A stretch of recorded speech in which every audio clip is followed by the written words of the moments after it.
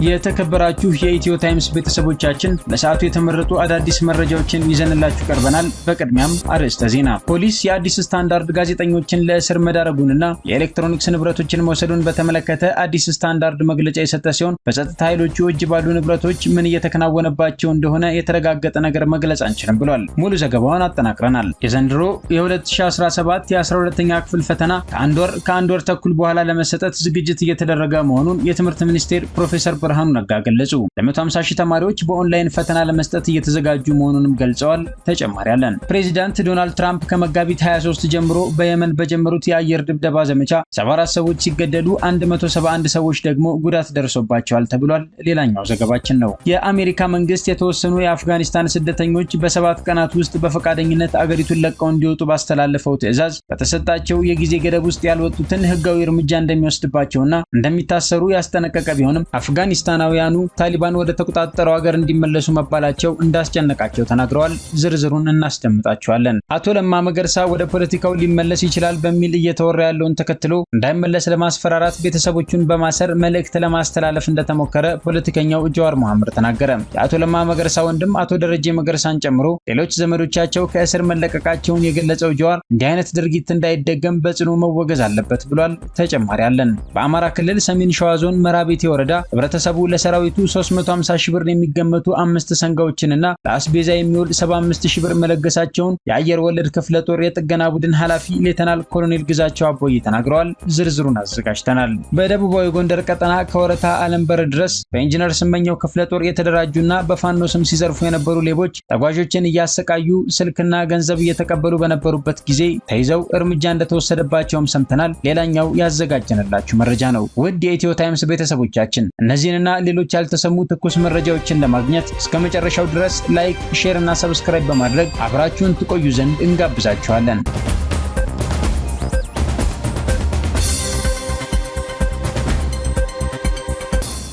የ12ኛ ክፍል ፈተና ከአንድ ወር ተኩል በኋላ ለመስጠት ዝግጅት እየተደረገ መሆኑን ፕሮፌሰር ብርሃኑ ነጋ ገለጹ። የትምህርት ሚኒስትሩ ፕሮፌሰር ብርሃኑ ነጋ የዘንድሮ የ12ኛ ክፍል ብሔራዊ ፈተና ከአንድ ወር ተኩል በኋላ እንደሚሰጥ ጠቁመው ይሄ አራተኛው ነው በአዲሱ የፈተና አሰጣጥ ፈተና የሚሰጥበት ብለዋል። ትምህርት ሚኒስቴር ባለፉት ዓመታት የ12ኛ ክፍል ብሔራዊ ፈተና ከትምህርት ቤቶች ወጥቶ ተማሪዎችን ዩኒቨርሲቲዎች ውስጥ አስገብቶ ፈተና እንዲሰጥ እያደረገ መሆኑን አስታውቀው ትምህርት ሚኒስትሩ ስለ ዘንድሮ የ2017 ዓ.ም ፈተና 150 ሺህ ተማሪዎች ፈተና በኦንላይን እንዲወስዱ ዝግጅት እየተደረገ መሆኑን ገልጸዋል። ፕሮፌሰር ብርሃኑ ነጋ እንደከዚህ ቀደሙ አድካሚ በሆነ ከቦታ ቦታ ልጆችን እያዘዋወሩ ከመሄድ ባለፈው ዓመት 29 ሺህ ተማሪ ነበር ኦንላይን ፈተና የሰጠነው፣ ዘንድሮ ደግሞ 150 ሺህ ተማሪ ኦንላይን ፈተና ለመስጠት እየተዘጋጀን ነው ያሉ ሲሆን ብሔራዊ ፈተና የሚሰጥበትን ቀን ቆርጠው ባይናገሩም ፈተናው ከአንድ ወር ተኩል በኋላ እንዲሰጥ ዝግጅት እየተደረገ መሆኑን ጠቁመዋል። ህዝበ ክርስቲያኑ የትንሣኤ በዓልን በአብሮነትና በመረዳዳት በጋራ ማሳለፍ እንደሚገባው የሃይማኖት አባቶች ገለጹ። ብፁዕ ወቅዱስ አቡነ ማትያስ ቀዳማዊ ፓትርያርክ ርዕሰ ሊቃነ ጳጳሳት ዘኢትዮጵያ ሊቀ ጳጳስ ዘአክሱም ወጨጌ ዘመንበረ ተክለ ሃይማኖት የኢትዮጵያ ካቶሊካዊት ቤተክርስቲያን ሊቀ ጳጳስ ብፁዕ ካርዲናል ብርሃነ ኢየሱስ ሱራፌል የኢትዮጵያ ወንጌል አማኞች አብያተ ክርስቲያናት ካውንስል ጠቅላይ ጸሐፊ ቄስ ደረጀ ጀንበሩና የኢትዮጵያ ወንጌላውያን አብያተ ክርስቲያናት ህብረት ፕሬዝዳንት ፓስተር ጻድቁ አብዶ የትንሣኤ በዓልን በተመለከተ መግለጫ ሰጥተዋል። ብፁዕ ወቅዱስ አቡነ ማትያስ ቀዳማዊ ፓትርያርክ በመግለጫቸው የኢትዮጵያን ዳር ድንበር ለማስከበር በድንበር ለተሰማሩ ወታደሮች በተለያዩ የዓለማት ክፍል ለሚገኙ የክርስትና እምነት ተከታዮችና ለመላው ኢትዮጵያውያን እንኳን አደረሳችሁ ብለዋል። የትንሣኤ በዓል እግዚአብሔር ለሰው ልጆች ፍቅሩን የገለጸበት ትህትናን ያስተማረበት መሆኑን ገልጸው በዓሉን ሲከበር ለኢትዮጵያ ዘላቂ ሰላምና አንድነት በመጸለይ እንዲሁም የተቸገሩትን በመርዳት መሆን እንዳለበት አሳስበዋል። የኢትዮጵያ ካቶሊካዊት ቤተክርስቲያን ሊቀ ጳጳስ ብፁዕ ካርዲናል ብርሃነ ኢየሱስ ሱራፌል የትንሣኤ በዓል የትህትናና የመከባበር እሴታችንን የምናሳይበት ሊሆን ይገባል ብለዋል። ትንሣኤ ጥላቻ በፍቅር፣ መለያየት በአንድነት፣ ሐዘን በደስታ የተቀየረበት እግዚአብሔር ድንቅ ፍቅር የተገለጠበት መሆኑንም አስረድተዋል። የኢትዮጵያ ወንጌል አማኞች አብያተ ክርስቲያናት ካውንስል ጠቅላይ ጸሐፊ ቄስ ደረጀ ጀንበሩ የትንሣኤን በዓል ከተቸገሩ ወገኖች ጋር በማሳለፍ የክርስቶስን ፍቅር ማሳየት እንደሚገባ ገልጸዋል። ትንሣኤ የተጣሉ የሚታረቁበት፣ የተራራቁ የሚቀራረቡበት እንዲሆን ታርቆ በማስታረቅ መልካም ምሳሌ መሆን እንደሚገባ ገልጸው የኢትዮጵያን ሰላምና የህዝቦቿን አንድነት በጽኑ አለት ላይ ለማቆም በመከባበርና መደማመጥ ላይ የተመሰረተ ውይይትና እርቅ የግድ መሆኑን ተናግረዋል። የኢትዮጵያ ወንጌላውያን አብያተ ክርስቲያናት ህብረት ፕሬዝዳንት ፓስተር ጻዲቁ አብዶ የትንሣኤን በዓል በማስመልከት በሰጡት መግለጫ ኢየሱስ ክርስቶስ ከሆሳዕና ጀምሮ እስከ ትንሣኤ ድረስ ያደረጋቸው ተግባራት ለኛ ለሰው ልጆች ትህትናና ፍቅርን የሚያስተምሩ ናቸው ብለዋል። ክርስቶስ ለኛ የከፈለውን መስዋዕትነት በማሰብ ምዕመናን የተራቡትን በማብላት፣ የተጠሙትን በማጠጣት፣ የታረዙትን በማልበስና የተቸገሩትን በመርዳት ማሳለፍ እንዳለባቸው አሳስበዋል። በተጨማሪም ምዕመናን የትንሣኤ በዓልን ለኢትዮጵያውያን አንድነትና ዘላቂ ሰላም በመጸለይ እንዲያከብሩ መልእክት ማስተላለፋቸው ተዘግቧል።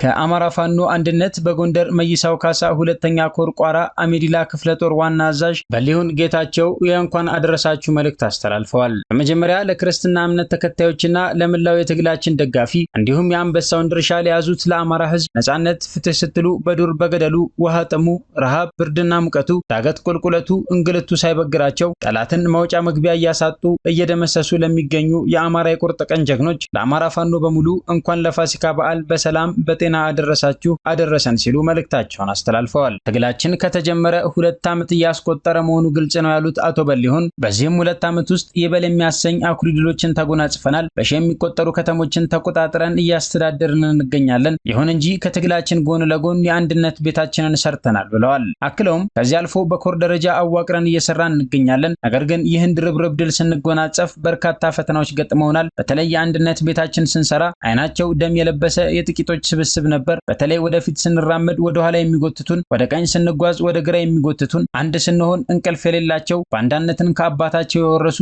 ጸረ አማራ የሆኑ በከሰረ የፖለቲካ ቁማርተኞች የተመረዙ በጀግናው የአማራ ሕዝብ ደም የሚነግዱ አልጠፉም ነበር ብለዋል። ቀጥለውም ዛሬም አሉ፣ ግን በአማራ ፋኖ አንድነት በጎንደር ስር የሚገኙት የሁሉም ክፍለ ጦሮች ከፍተኛ አመራሮች ጥበበኛና በትግልና በመርህ የሚያምኑ ስለሆኑ ትግላችን ከምን ጊዜውም በላይ አጠናክረን ለማስቀጠል ቅንጅታዊ አሰራሮችን እያዘመነ ጠላትን አይቀጡ ቅጣት በመቅጣት በመማረክ ላይና የቀጣዩን ምዕራፍ በማሳጠር ትግሉን በቶሎ ለመቋጨት በጥብቅ እየሰራን እንገኛለን ሲሉ አስታውቀዋል። ቀጥለውም ይሁን እንጂ የአማራ ፋኖን ክንድ ማቋቋም ያቃተው ወታደር የተለያዩ ሴራና ተንኮል መርዝ የሚረጩ ህዝባችንን የሚያሰቃዩ የውሸት ፋኖች በየከተሞችና በየመንገዶች እያዋቀረ ህዝባችንን በማዘረፍ ቢያሰማራም በመጨረሻም ህዝባችንን የሚዘርፉ ሰላምን የሚነሱ ዘራፊዎችን በቁጥጥር ስር እያዋልን እንገኛለን ሲሉ ገልጸዋል።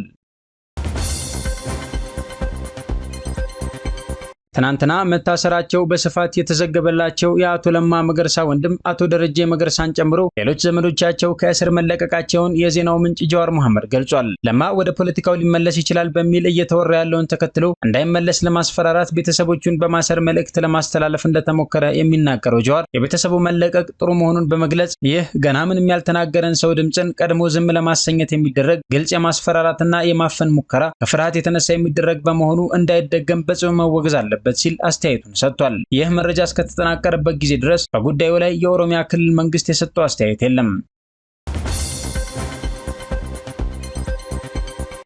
ፖሊስ የአዲስ ስታንዳርድ ጋዜጠኞችን ለእስር መዳረጉንና የኤሌክትሮኒክስ ንብረቶችን መውሰዱን በተመለከተ መግለጫ ተሰጥቷል። እንደሚከተለው እናቀርበዋለን። በእስር ላይ የነበሩ የተቋማችን ሰራተኞች ምሽት ላይ ከተለቀቁ በኋላ ንብረቶቻችሁ ከማክሰኞ ሚያዝያ 14 ቀን 2017 ዓ.ም በኋላ ሊመለሱላችሁ ይችሉ ይሆናል ተብለናል። ተቋማችን አዲስ ስታንዳርድ ሚዲያ በግልጽ ለህዝብ ማሳወቅ የሚፈልገው የተቋማችን ዋነኛ የዲጂታል መገልገያችን ምንም አይነት ጥቃት እንዳይደርስበት በአስተማማኝ ሁኔታ እንዲገኝ ያደረግን መሆኑን ነው ብሏል። ቀጥሎም በመግለጫው ላይ እንደተመላከተው ነገር ግን ከዚህ ውጪ ፖሊስ ባካሄደው ብርበራ በግዳጅ ከተወሰዱብን የኤሌክትሮኒክስ ዕቃዎች በተለይም ከስልኮቹና ኮምፒውተሮቹ በተናጠል የሚላኩ ማናቸው መልእክቶች፣ ኢሜሎች እንዲሁም ግንኙነቶች ተቋማችንን እንዲሁም ሰራተኞቻችንን የማይወክሉ መሆናቸውን ነው ብሏል። አክሎም በተቋማችን ላይ ፖሊስ ብርበራ ካካሄደ በኋላ ባሉት ጊዜያት እነዚህ ኮምፒውተሮችና ስልኮች የሚገኙት በጸጥታ ኃይሎቹ እጅ ሲሆን በእነዚህ ኮምፒውተሮችና ስልኮች ምን እየተከናወነባቸው እንደሆነ የተረጋገጠ ነገር መግለጽ አንችልም ብሏል። ሆን ብሎ በፋሲካ ዋዜማ እንዲህ አይነት ድርጊት በተቋማችን ላይ የተፈጸመው አፋጣኝ ምላሽ እንዳንሰጥና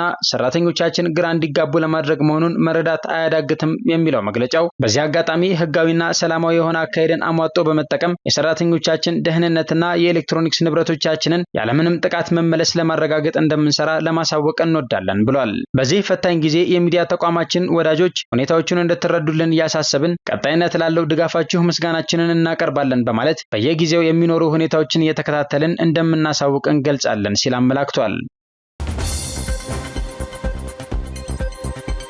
ከአማራ ፋኖ በወሎ ቤተ አምሐራ ላስታ አሳምነው ኮር የትንሳኤ በዓልን አስመልክቶ የእንኳን አደረሳችሁ መልእክት ተላልፏል። በሀገራችን ኢትዮጵያና በመላው ዓለም ለምትገኙ የክርስትና እምነት ተከታዮች በሙሉ እንኳን ለጌታችን ለመድኃኒታችን ለኢየሱስ ክርስቶስ የትንሳኤ በዓል በሰላም አደረሳችሁ አደረሰን ያለው መልእክቱ በኢየሱስ ክርስቶስ የትንሳኤ ጉዞ እንደምንማረው ከጽድቁ ጨለማ በኋላ ብርሃን መሆኑን፣ ከብርቱ ሕማማት በኋላ ደስታና ሐሴት መሆኑን፣ ከሞት በኋላ ዘላለማዊ ሕይወት መሆኑን አስተውለናል ብሏል። አክሎም እኛም የአማራ የቁርጥ ቀን ልጆች፣ የአማራ ሕዝብ ጦር ሰራዊቶች፣ የአማራ ፋኖች ህዝባችን ካለበት የህልውና ፈተና፣ የጅምላ ግድያና ዘርፈ ብዙ ውርደት ከፍዳው ዘመኑ ከመከራው ቀንበር ሁሉ እንተርፍ ዘንድ አስፈሪውን ድቅድቅ የጨለማ ጉዞ፣ ከባዱን የህማም ፍኖት ሞት እየከፈልን ህዝባችንን በእኛ ጨለማ ልናበራለት፣ በእኛ ህማማት ደስታንና ሐሴትን ልናለብስ፣ በእኛ ሞት ከህልውና ስጋት ነፃ ሆኖ ሁለንተናዊ የሀገር ባለቤትነቱ በልኩ የተረጋገጠና የጸና ሆኖ እናይ ዘንድ ጉዟችንን ጀምረናል ብሏል። አሁን ያለንበት ወቅት ኢየሱስ ክርስቶስ ከሐሙስ ከሰዓት ጀምሮ እስከ ቅዳሜ እኩለ ሌሊት ያለፈባትን ጊዜ ተመስላለች ያለው መልእክቱ በዚህ ወቅት ፍርሃት ይሆናል፣ ጭንቀት ይበዛል፣ መከራው ይጸናል፣ ጥርጣሬም ይበረታል። በእኛም ላይ መንግስት ጭፍጨፋ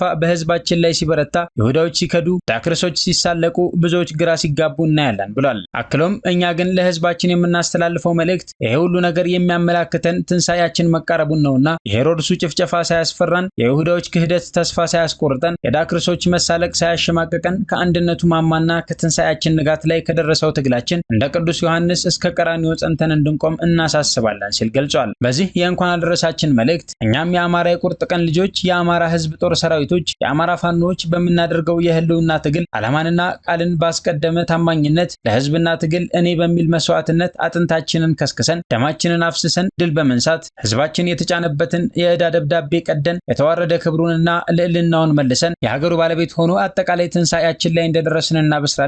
መልካም የትንሳኤ በዓል ለሀገራችንና ለህዝባችን ተመኘን ሲል የእንኳን አደረሳችሁ መልእክቱን አስተላልፏል።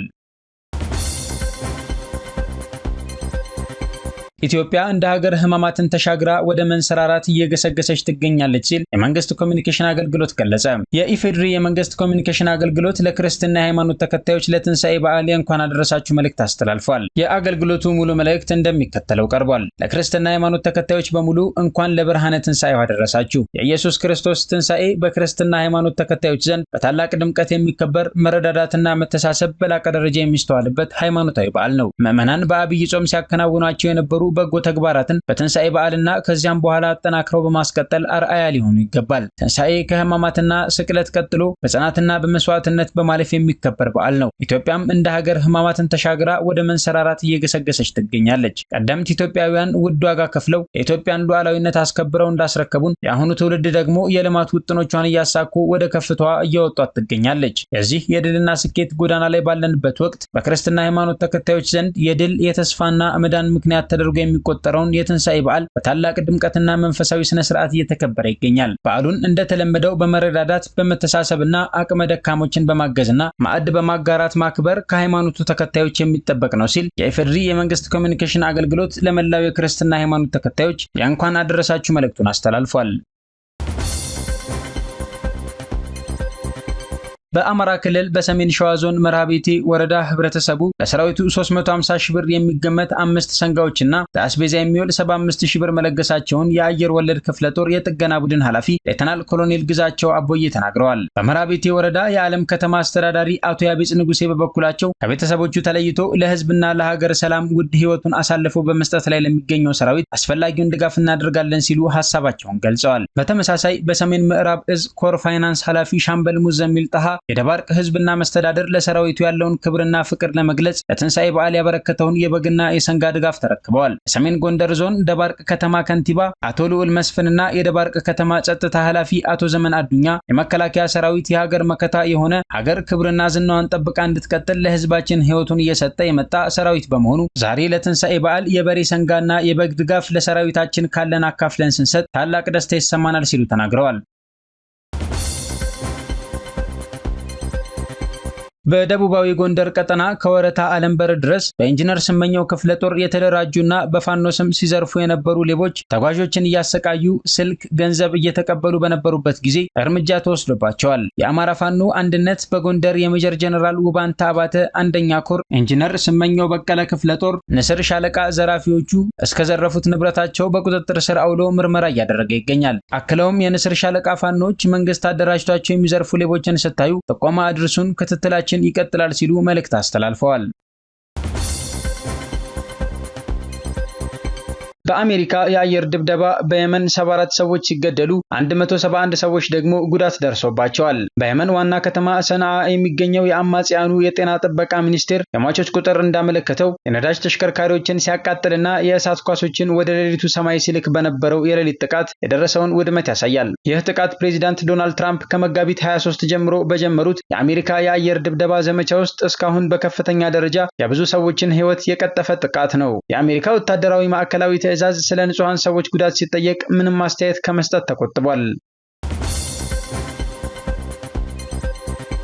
የትራምፕ መንግስት የተወሰኑ የአፍጋኒስታን ስደተኞች በአንድ ሳምንት ውስጥ አሜሪካን ለቀው እንዲወጡ ትዕዛዝ አስተላለፈ። ይህ ውሳኔ የተላለፈባቸው የአሜሪካ ወታደሮች አፍጋኒስታንን ለቀው መውጣታቸውን ተከትሎ በህጋዊ መንገድ ወደ አሜሪካ የገቡ ስደተኞች ናቸው። የአሜሪካ ሆምላንድ ሴኩሪቲ ዲፓርትመንት ለእነዚህ ስደተኞች የኢሜል መልእክቶችን ትናንት መላክ እንደጀመረ የገለጸው ዘገባው ይህም በ7 ቀናት ውስጥ በፈቃደኝነት አገሪቱን ለቀው እንዲወጡ የሚጠይቅ መሆኑን አስረድቷል። በተሰጣቸው ጊዜ ገደብ ውስጥ ያልወጡትን ህጋዊ እርምጃ እንደሚወሰድባቸውና እንደሚታሰሩም አስጠንቅቋል። እንደ ዘገባው ይህ እርምጃ የሚመለከታቸው በአሜሪካ ውስጥ ለመቆየት የሚያስችል ህጋዊ ሰነድ የሌላቸው ናቸው። ይህ የኢሜል መልእክት የደረሳቸው አፍጋኒስታውያን እንደገለጹት አገራቸውን ለቀው የወጡት ታሊባን የሚያደርስባቸውን ስቃይ በመፍራት መሆኑን ገልጸው አሁን ታሊባን ወደ ተቆጣጠረው ሀገር እንዲመለሱ መባላቸው እንዳስጨነቃቸው ተናግረዋል። ይህ በእንዲህ እንዳለ የአሜሪካ መንግስት በ10 ሺዎች ለሚቆጠሩ አፍጋኒስታውያን የጊዜያዊ የጥበቃ ፍቃድ ወይንም ቲፒኤስ መስጠቱ ይታወቃል። ይህ ፈቃድም በጊዜያዊነት በአሜሪካ ውስጥ ለመኖርና ለመስራት የሚያስችላቸው ሲሆን ፈቃዱ በሚቀጥለው ወር ማለትም ሜይ 20 ያበቃል። የትራምፕ መንግስት ይህንን ፈቃድ የማራዘም እቅድ እንደሌለው አንድ ከፍተኛ የመንግስት ባለስልጣን ለመጽሔቱ ተናግረዋል። እንደ አውሮፓውያን አቆጣጠር ከ2021 እስከ 2024 ወደ አሜሪካ የተሰደዱ አፍጋኒስታውያን ቁጥር 150 ሺህ ገደማ ነው።